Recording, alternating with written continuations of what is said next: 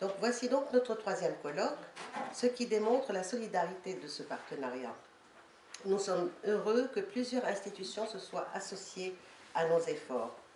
Je voudrais présenter des excuses de la députée Mme Deborah Bergamini, qui est retenue en Italie par le Parlement italien, et Mme la députée Hayat Boufarrachen, vice-présidente de la Chambre des représentants au Maroc, qui elle aussi est retenue par le vote d'investiture du gouvernement. Notre secrétaire générale Fatima Guemia lira le résumé de la communication qu'elle nous a envoyée. Donc notre colloque d'aujourd'hui porte sur un thème important et très actuel: les femmes des deux rives de la Méditerranée face à l'extrémisme.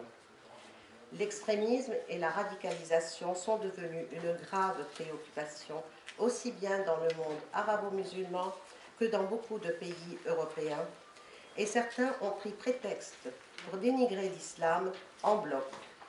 Pourtant, il ne faut pas assimiler le monde musulman à une minorité de fanatiques qui détournent l'islam à des fins criminelles.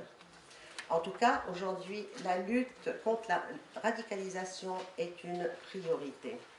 L'extrémisme et la radicalisation prolifèrent sur le terreau de l'ignorance.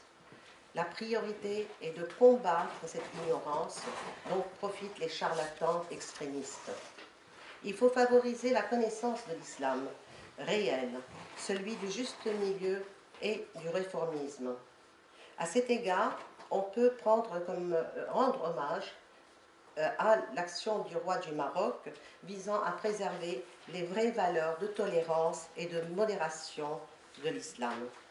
La détermination du souverain est de lutter contre les facteurs de radicalité et les tentations terroristes est de la première importance aussi bien au Maghreb qu'en Afrique noire et plus largement auprès du monde musulman, compte tenu de la réussite du modèle marocain. Dans le combat contre l'extrémisme, tout le monde doit se mobiliser. Sur ce plan, les femmes doivent être en première ligne. D'abord parce qu'elles sont souvent les victimes de cet extrémisme, mais aussi on voit que de plus en plus de femmes se radicalisent. Surtout aussi parce que les femmes sont bien placées pour être actrices de la lutte contre la radicalisation. Elles doivent regarder la vérité en face et elles sont dans l'obligation de répondre à une menace qui peut concerner leurs enfants.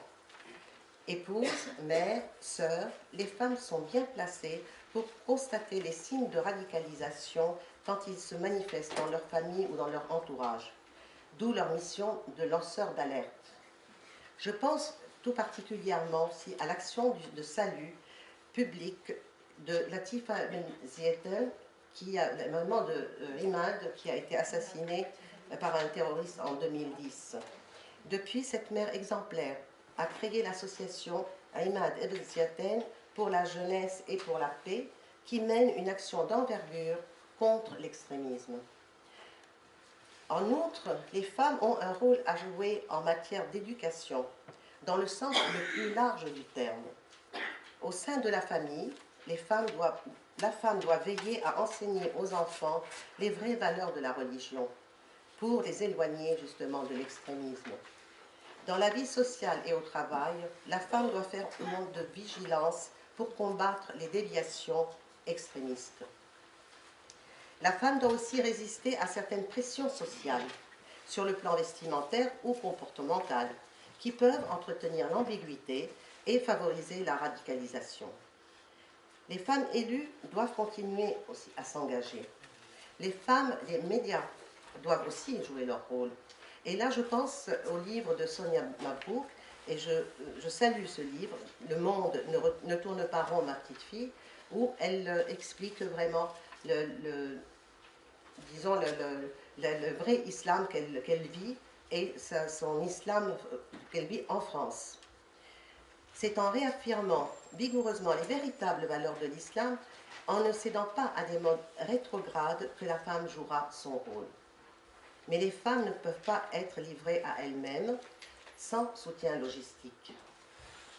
Il faut mettre en place des structures étatiques ou associatives afin de les aider et de les conseiller. C'est pourquoi deux idées me paraissent vraiment importantes. La mise en réseau des associations et des ONG, mais aussi la mise en synergie des associations et des pouvoirs publics. C'est surtout par des initiatives concrètes que l'on fera reculer la radicalisation qui fait le jeu des extrémistes de tout bord. Voilà donc l'objet de notre colloque. Pour évoquer ce sujet, nous aborderons trois thèmes.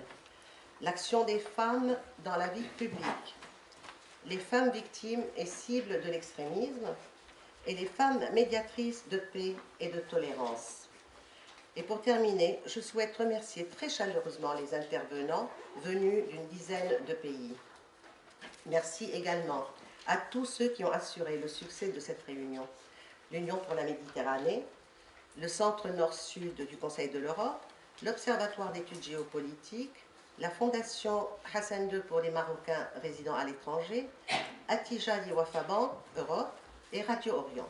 Merci à vous.